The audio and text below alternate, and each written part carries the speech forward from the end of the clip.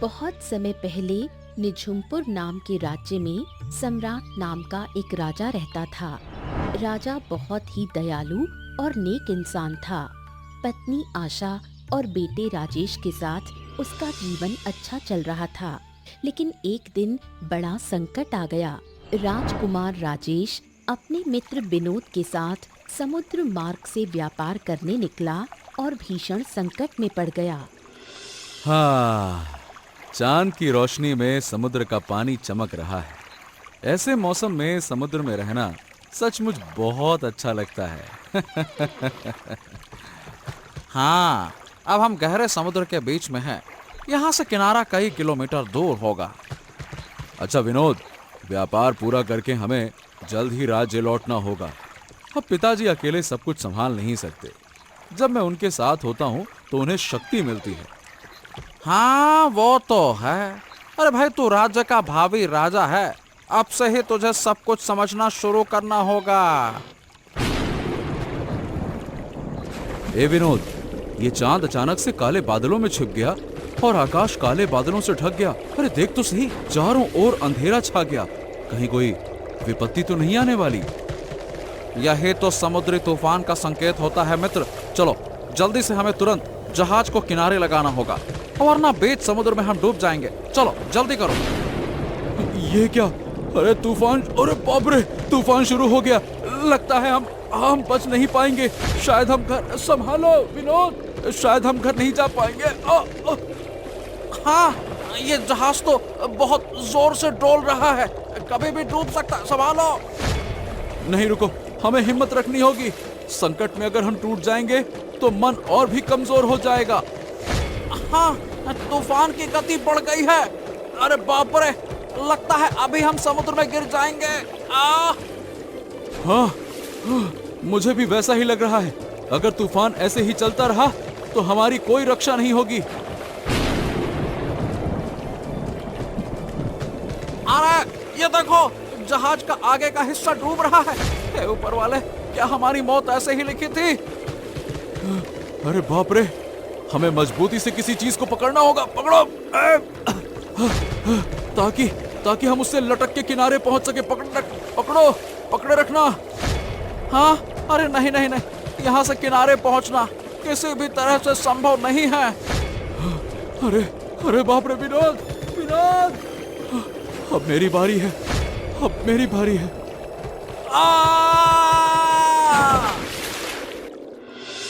कई दिन बीत गए तूफान को।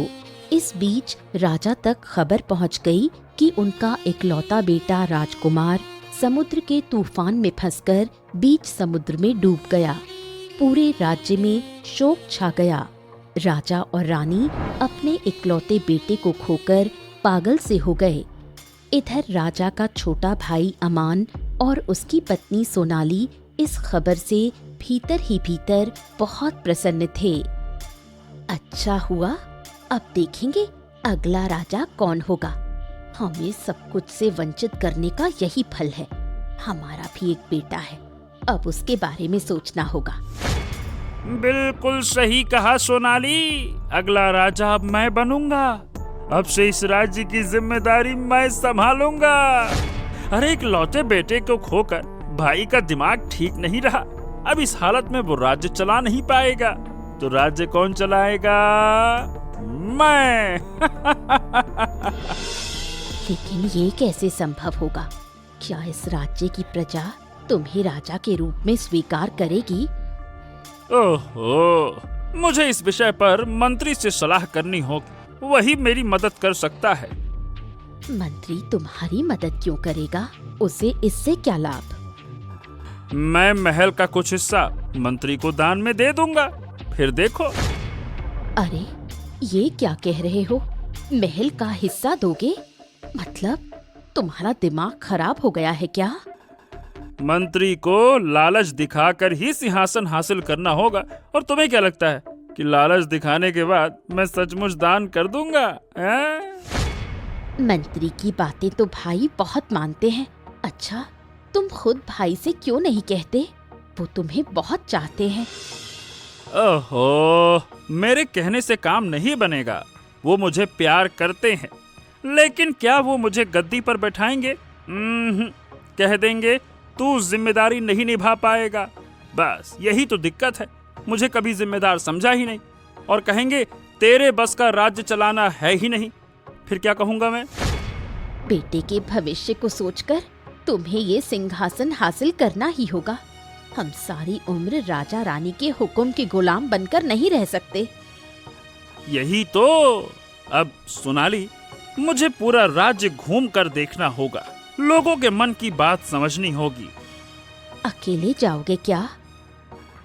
एक सैनिक साथ ले जाऊंगा और भाई की अनुमति लेकर ही राज्य घूमूंगा। यही ठीक होगा।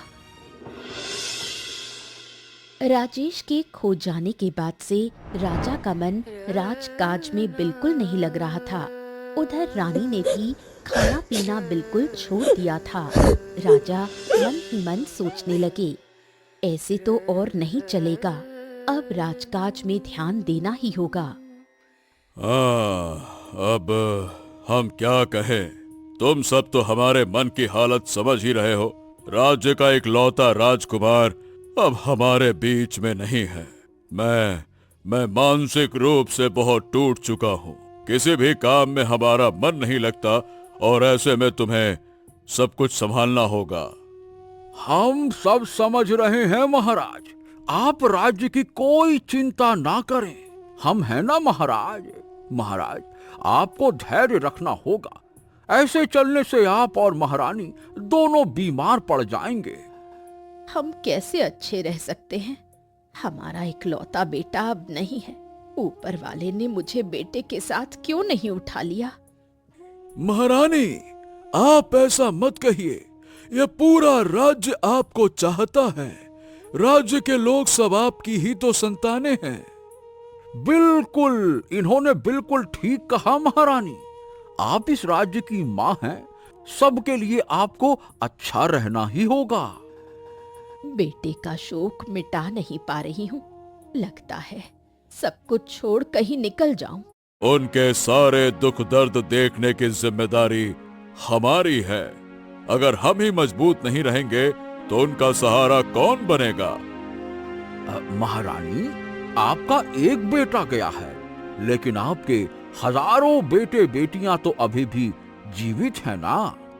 हाँ, तुम ठीक कह रहे हो। सबको साथ लेकर जीना होगा, तभी बेटे का शोक मिट पाएगा। हाँ, लेकिन हम सोच रहे हैं कि हमारी मृत्यु के बाद इस राज्य का राजा कौन होगा। जिम्मेदारी उठाने वाला तो कोई बचा ही नहीं। ये आप क्या कह रहे हैं महाराज? आपके भाई हैं, भाई का बेटा है, वो आगे जिम्मेदारी संभालेगा। सब कुछ हर कोई नहीं कर सकता मंत्री जी। अब इन सब बातों को रहने दो। अच्छा ठीक है, आज रात में हम राज्य का भ्रमण करेंगे। मंत्री जी, आप सारी व्यवस्थाएं करवाइए। ठीक है, जो आज्ञा महाराज। उसी राज्य में रहते थे गरीब मनोज और उसकी पत्नी काजल। गरीबी होने पर भी अब तक उनके मन में कोई चिंता नहीं थी, लेकिन अचानक राजा का छोटा भाई अमन राज्य घूमते घूमते सबको कह गया कि अब से राज्य की सारी जिम्मेदारी उसी की होगी। इससे राज्य के लोग बहुत ही चिंता में पड़ गए। अब हमारा क्या होगा? राजा का भाई तो कह गया है कि अब से जिम्मेदारी वही निभाएगा। राजा तो बहुत दयालु था, हमारी तकलीफें समझता था। अरे काजल, मुझे भी बहुत डर लग रहा है। देखा ना, कहा गया कि अगर ठीक से लगान न दिया तो सजा देगा। हम तो बहुत ही थोड़ी सी लगान देते हैं, कई बार तो महाराज हमारा लगान माफ भी कर देते हैं। अब हमारा क्या होगा? अब जरूरत पड़ी तो हमें राज दरबार में जाकर राजा से कहना होगा। उसके भाई के बर्ताव के बारे में खुलकर बोलना होगा, वरना हमें आगे बहुत बड़ा संकट आने वाला है। अगर अमन ने राज्य की जिम्मेदारी ले ली तो राज्य के सब लोगों के लिए बहुत बुरा होगा। अमन बहुत घमंडी इंसान है। राजा का भाई होने पर भी उसके चरित्र में कोई मेल नहीं है। अगर राजकुमार जिंदा होते ना, तो हमें सही बताऊं तो इतनी चिंता करनी ही नहीं पड़ती काजल। महारानी भी बिल्कुल जमीन से जुड़ी हुई इंसान है। गरीब असहाय लोगों के साथ घुल मिलकर रहती हैं। अब तक हम निश्चिंत थे, आगे क्या होने वाला है कुछ समझ नहीं पा रहे।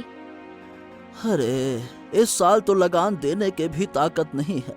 अगर लगान ना दे पाए तो क्या होगा हमारा? हे सृष्टिकर्ता, अब तू ही हमारी रक्षा कर। चलो हम राजा से मिलने चलते हैं। चलो कुछ दिन इंतजार करते हैं, फिर चलते हैं। पहले देखते हैं कि क्या होता है। राजा का छोटा भाई राज्य घूम घूम कर सबको बता रहा है कि अब से राज्य की सारी जिम्मेदारी उसी की होगी। इस बीच उसने कई लोगों को अपने पक्ष में कर लिया है। ताकि भी शामिल है।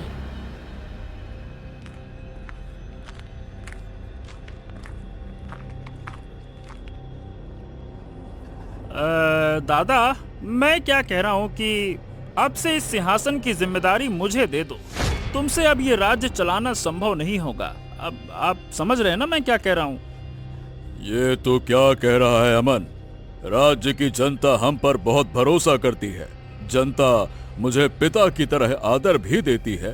तू राजकाज में मेरी मदद कर सकता है, लेकिन राजा की जिम्मेदारी नहीं निभा सकता। हमें आपकी तरह का राजा नहीं चाहिए। आप तो पागल हो पागल।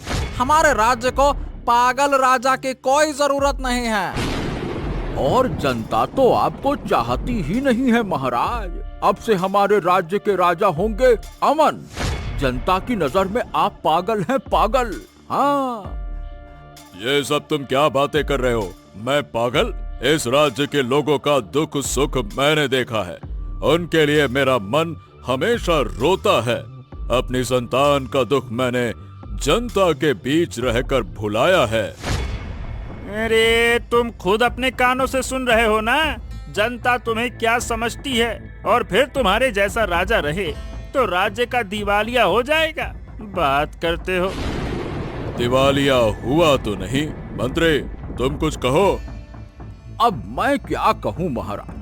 सबसे अच्छा तो होगा कि आप इस सिंहासन को त्याग दें। इससे अच्छा भला क्या होगा? हाँ हाँ हाँ, बिल्कुल। अरे हमें आपके जैसा पागल राजा नहीं चाहिए। आप अच्छा है कि सिंहासन छोड़ दीजिए। दादा देखो, क्या तुम्हें सुनाई नहीं देता कि लोग क्या कह रहे हैं? क्या तुम्हें जबरदस्ती धक्के देकर नीचे उतारना पड़ेगा क्या? बोलो। और नहीं तो क्या, अपनी इज्जत रहते रहते आप गद्दी छोड़ दीजिए महाराज। अरे बाहर का कोई आपकी गद्दी नहीं ले रहा। आपके अपने छोटे भाई ही आपकी जिम्मेदारी ले लेंगे। ठीक है, मैं अपनी जिम्मेदारी छोड़ दूंगा, लेकिन एक बार महारानी से बात करना चाहता हूँ। महारानी अभी कमरे में आराम कर रही हैं। अरे महारानी से कोई बात करने की जरूरत नहीं है। फालतू में बात को आगे मत बढ़ाओ। तुम अभी यहाँ से जाओ और जाने से पहले मुझे ताज पहना कर जाओ। बस बात खत्म। तो ठीक है, मैं जा रहा हूँ।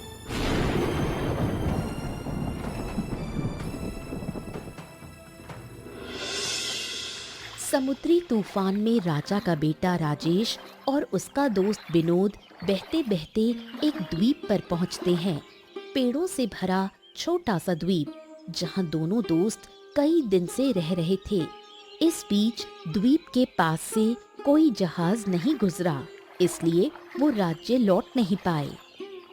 हाँ, देख रहा है विनोद, किस्मत अच्छी है जो हम बच गए। लेकिन समझ नहीं आ रहा कि अब हम यहाँ से बचें कैसे। हाँ, सच कह रहा है। होश आया तो मैंने खुद को इस द्वीप पर पाया। फिर थोड़ा आगे चलकर तुझे देखा तो तू बेहोश पड़ा हुआ था। नाक पर हाथ रखकर देखा तो सांस तो ले रहा था। तभी लगा कि जैसे मैंने अपनी जान वापस पा ली है।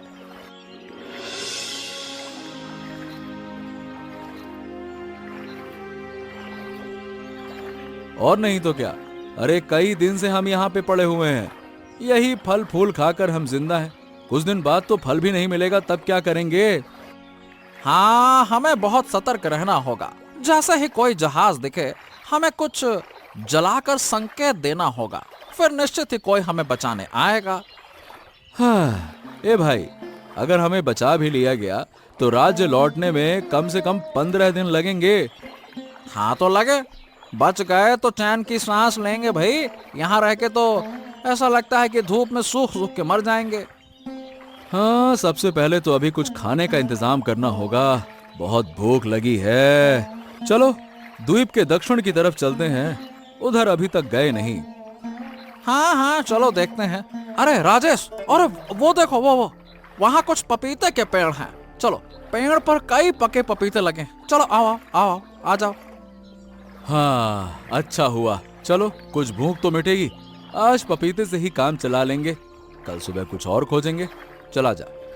हाँ, इस तरफ तो अच्छा खाना मिल सकता है। चलो। हाँ, देख रहा है विनोद, लगता है हमारे दुख के दिन खत्म होने वाले हैं। देखो, जहाज नजर आ रहा है, जहाज। अरे हाँ रे। अरे अब तो बहुत खुशी हो रही है। चलो आ जाओ, आ जाओ, आ जाओ, आ जाओ। ऊंचे स्थान पर खड़े होकर उनको संकेत देते हैं। अरे सुनो, चल चल जा, जल्दी आ, सुनो। हाँ हाँ जल्दी चलो, नहीं तो जहाज दूर की ओर चला जाएगा। सुनो, अरे मेरी बात सुनो। हाँ हाँ, चलो चलो, ऐसे आवाज देने से नहीं सुनने वाले, कोई ना कोई संकेत देना होगा। चलो।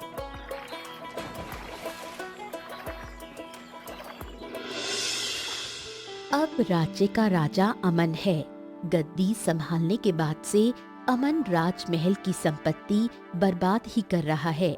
मंत्री और कुछ बदमाशों के साथ बैठकर शराब पीने के अलावा नए राजा का कोई और काम नहीं। मंत्री जी, कैसा मजा आ रहा है। मैं राजा बना तो तुम्हारी ताकत भी बढ़ गई। दादा भाभी को एक पुराने जर्जर घर में भेज दिया गया। अब से दादा का कमरा तुम्हारा। ये तो मेरे लिए सौभाग्य है कि राजा के कमरे में रहूंगा। बहुत अच्छी बात है। अगर आप चाहें तो हम उन्हें राजमहल से भी भगा सकते हैं। हाँ। जरूरत नहीं है, वो यहीं पे रहें। राजमहल से निकालेंगे तो बदनामी हो सकती है। लोग कहेंगे छोटे भाई ने बड़े भाई की गद्दी हथियाली राजमहल से निकाल दिया। ये सही बात नहीं है। हाँ, ये भी बात उचित है। महाराज, ये लीजिए, जरा जरा और पानी पीजिए। लीजिए लीजिए लीजिए।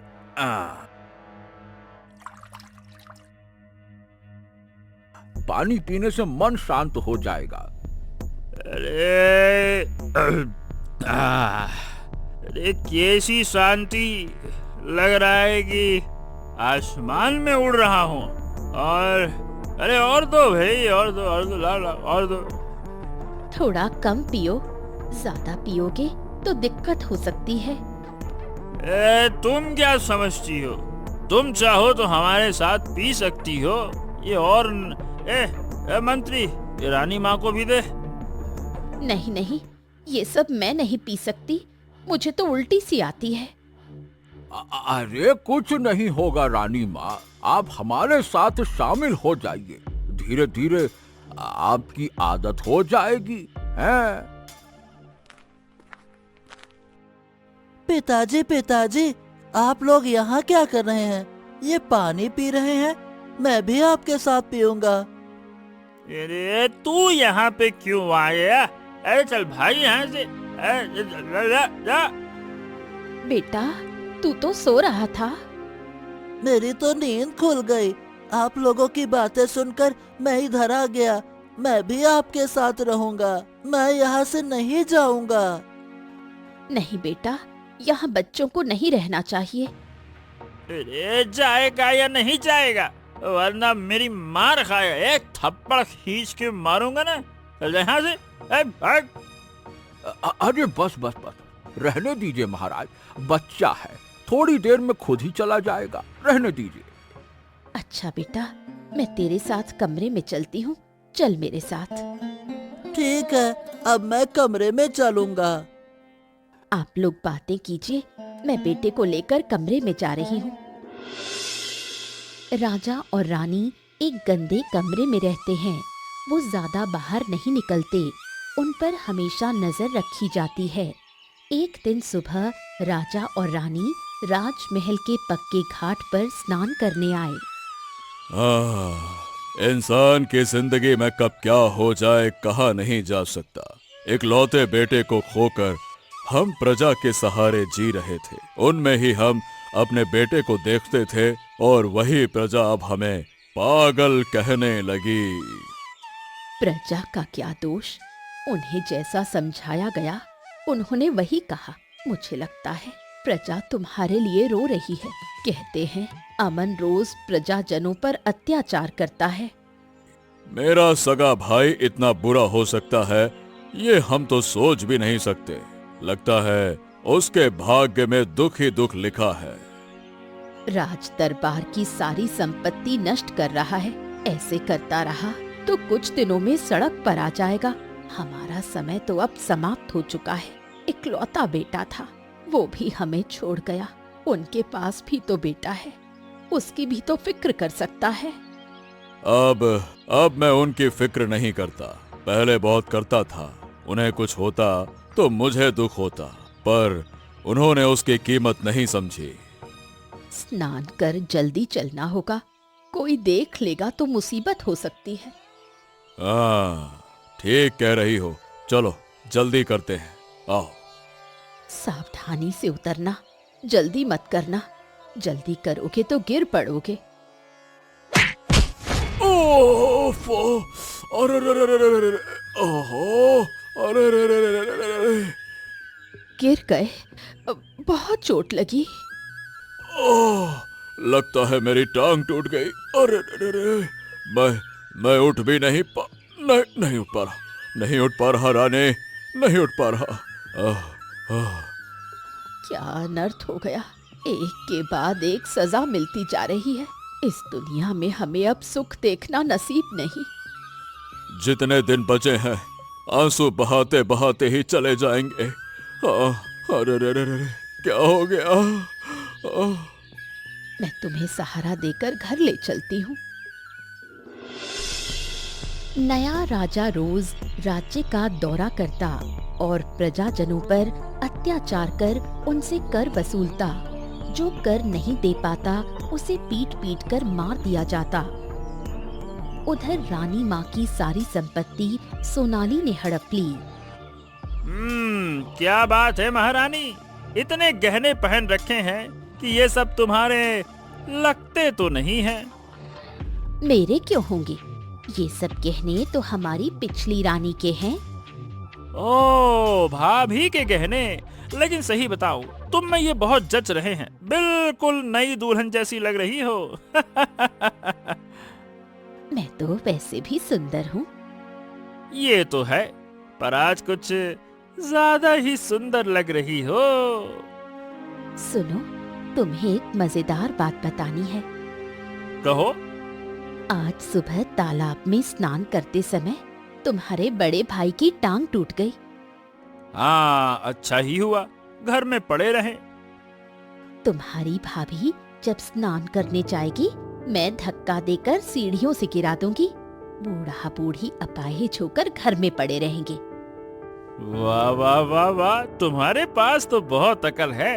एक और काम कर सकती हो, भाभी को धक्का देकर सीधे पानी में गिरा देना। मेरे भाई को पत्नी के गम में वैसे ही मरना पड़ जाएगा। लो, हो गया काम। अच्छा, इस बारे में मंत्री से एक बार बात कर लेना ठीक होगा। अरे हर बात मंत्री से करना जरूरी नहीं है। कुछ योजनाएं अपने दम पर भी करनी चाहिए। हाँ, ये तो तुम सही कह रहे हो। माँ, मुझे बहुत भूख लगी है, मुझे कुछ खाने को दे दो। तेरे कमरे में खाना रखाई थी, तुझसे कहा था खा लेना। माँ, मुझे अकेले अकेले खाना अच्छा नहीं लगता, मैं तुम्हारे साथ ही खाऊंगा। अरे, तुझसे तो अब और सहा नहीं जाता। ओहो, दिख नहीं रहा क्या? हम लोग बातचीत कर रहे हैं और बीच में ऐसे टपक पड़ता है। क्यों टपक पड़ता है तू, हैं? पिताजी, मुझे भूख लगे तो मैं क्या करूं? अच्छा ठीक है, आज बाप बेटा साथ में खाना खाएंगे। सोनाली, तुम हमारे खाने की व्यवस्था करो। उस दिन तालाब की सीढ़ियों से गिरकर राजा की सचमुच टांग टूट गई थी, लेकिन आज तक राजा की टूटी टांग का इलाज नहीं हुआ। राजवैद्य नए राजा के आदेश बिना किसी भी तरह इलाज नहीं कर सकता।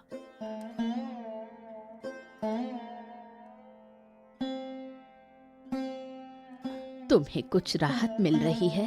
गर्म तेल मलने से दर्द कम होता है। अरे रे रे रे रे रे रे, बहुत पीड़ा हो रही है। ये पीड़ा अब सहन नहीं हो रही।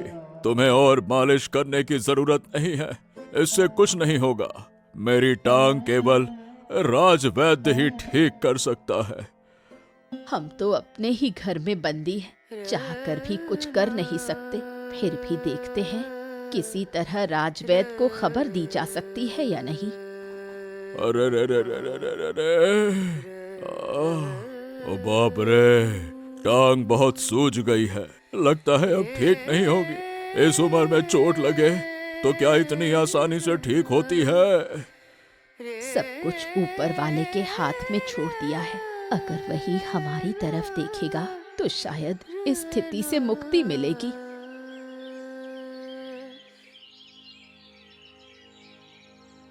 हमारे छोटे बाबू, तुम यहाँ क्यों आए? बड़ी माँ, तुम सावधान रहना। जब तुम तालाब में स्नान करने जाओगी ना, तो मेरी माँ तुम्हें धक्का देकर गिरा देगी। माँ उस दिन कह रही थी, मैंने सुन लिया था। मुझे ये सब बातें मत बताओ बेटा, तुम अभी यहाँ से चले जाओ। तुम्हें किसी ने देखा तो मुसीबत होगी। नहीं, मैं चोरी छिपे आया हूँ ना। बेटा, आजा आजा, जरा मेरे पास आओ। तुम्हें कितने दिन से नहीं देखा। आजा आजा बेटा। बड़े बाबू, आपको बहुत कष्ट हो रहा है। मैं राजवैद्य को बुला लाता हूँ, रुकिए। अरे नहीं नहीं नहीं नहीं, तुम्हें कहीं जाने की जरूरत नहीं है। और अब तुम यहाँ मत आना। किसी ने देख लिया तो तुम्हें डांट पड़ेगी, है ना बेटा? हाँ, मैं किसी की बात नहीं मानूंगा। अब से रोज तुम्हारे पास आऊंगा। अगर मुझे यहाँ आने से रोका गया तो मैं इस राजमहल को ही छोड़ दूंगा। बेटे, ऐसी बातें बिल्कुल मत कहना। तुम मेरे प्यारे हो। अब अपने कमरे में जाओ और सो जाओ। अब जब तुम कह रही हो तो ठीक है, मैं कमरे में जाकर अभी सो जाता हूँ। यही तो मेरा अच्छा बेटा है। मंत्री मौका ढूंढ रहा था कि किस तरह नए राजा को हटाकर दरबार की पूरी सत्ता अपने हाथ में ले सके, लेकिन किसी भी तरह से मंत्री नए राजा को कुछ कर नहीं पा रहा था। आखिर एक दिन उसने ठान ही लिया, राजा को मार डालेगा। ओहो मंत्री जी, हम जा कहाँ रहे हैं? इधर तो कभी आए नहीं लग रहा। अरे जरा और आगे तो चलिए, वहाँ बहुत अच्छा है। आगे देखकर आप दंग रह जाएंगे। चलिए चलिए चलिए। क्या बात कर रहे हो? सच में? चलो चलो, आओ जल्दी जल्दी चलते हैं, चलो। आज आपको ले जा रहा हूँ, फिर आपके बीवी बच्चों को भी ले आऊंगा। हाँ। अरे, मेरे बीवी बच्चों को लाने की कोई जरूरत नहीं है, मैं ही काफी हूँ, समझे? ऐसे कैसे हो सकता है राजा साहब? उन्हें भी जाना ही होगा। ओहो, तुम मजाक कर रहे हो क्या? हैं? अब मजाक क्यों करूंगा? मैं बिल्कुल सच बोल रहा हूँ।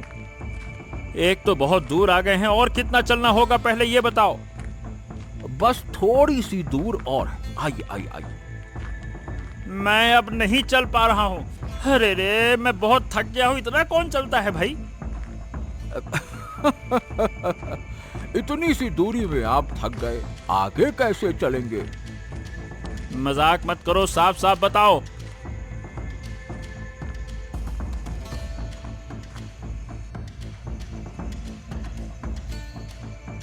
अब बस आ गए। अब और कहीं नहीं जाना, आ गए। कहाँ आ गए? यहाँ तो कुछ भी नहीं है, चारों तरफ अंधेरा ही अंधेरा है। ये देख रहे हैं ना? हाँ, इसीलिए आपको यहाँ पे लाया हूँ। हैं? छुरी से क्या होगा? इससे आपको खत्म कर दूंगा। आपको खत्म करके इस राज्य का मालिक अब मैं बनूंगा। ये गद्दार कहीं के, मेरे साथ विश्वासघात का तुझे फल मिलेगा। तेरी तो अरे मुझे कुछ नहीं होगा।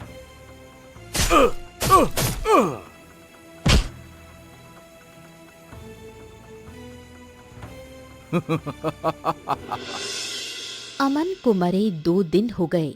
इन 2 दिनों में मंत्री ने राज सिंहासन हथिया लिया। अब निझुमपुर का राजा वही है। प्रजा दहशत और डर में है। उधर राजेश और विनोद भी राज्य पहुंच चुके हैं। एक रात मनोज और उसकी पत्नी काजल अपने झोपड़े में बात कर रहे थे। अब ऐसे नहीं चलेगा। प्रजाजनों को मिलकर विरोध करना होगा। जिस दिन महाराज ने अपने भाई को गद्दी दी, उस दिन से राज्य में चैन नहीं है। महाराज का भाई तो खत्म हो गया, पर ये मंत्री तो उससे भी बदतर है। प्रजा को मिलकर मंत्री को खत्म करना होगा। कल सुबह ही सबको इकट्ठा करो। उम्मीद है सब सहमत होंगे।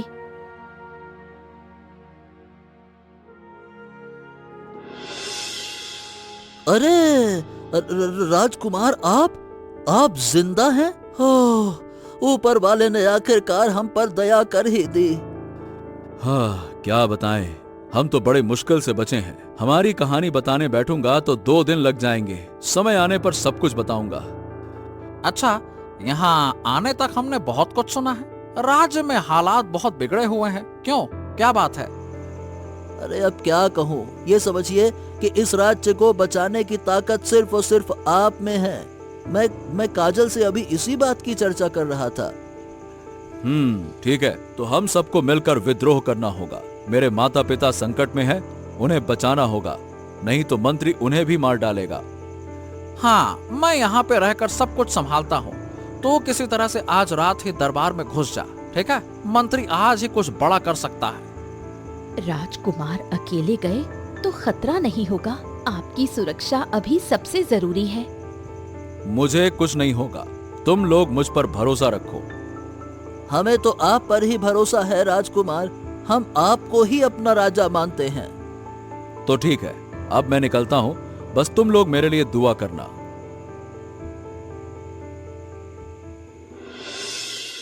सिंहासन हथियाने के बाद मंत्री ने सब कुछ बदल डाला। पुराने दरबारी निकाल दिए और नए लोग रखे। अमन की पत्नी सोनाली और बेटे जय को भी महल से भगा दिया गया। अब रोने से क्या होगा माँ? चलो यहाँ से निकलते हैं। मंत्री जी ने मेरे पिताजी को मार डाला। अगर ये नहीं रहे तो हमें भी मार देंगे। बेटा, मुझे माफ कर दे।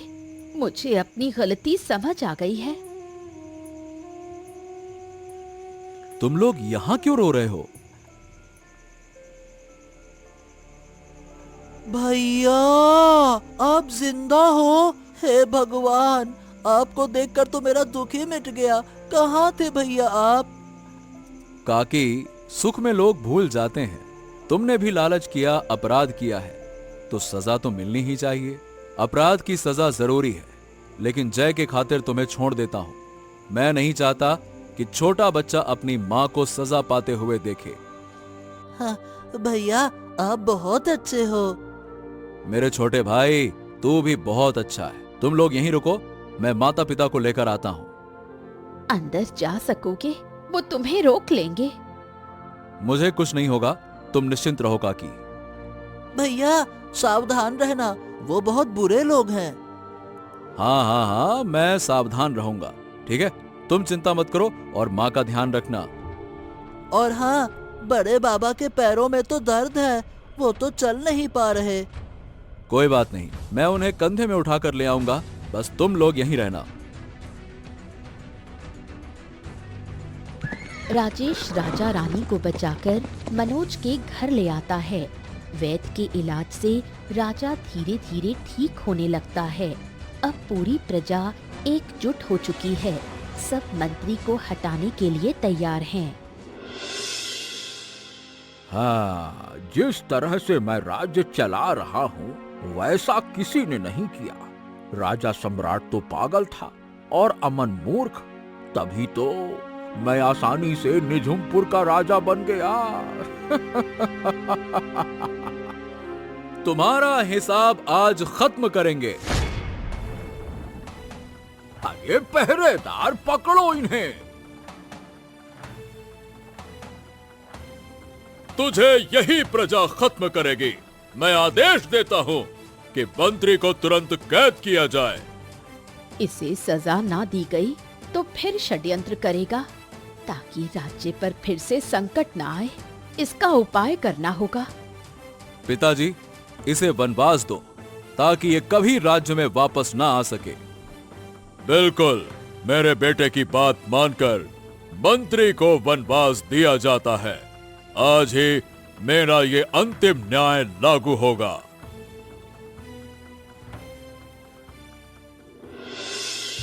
आखिरकार राज्य में शांति लौट आई।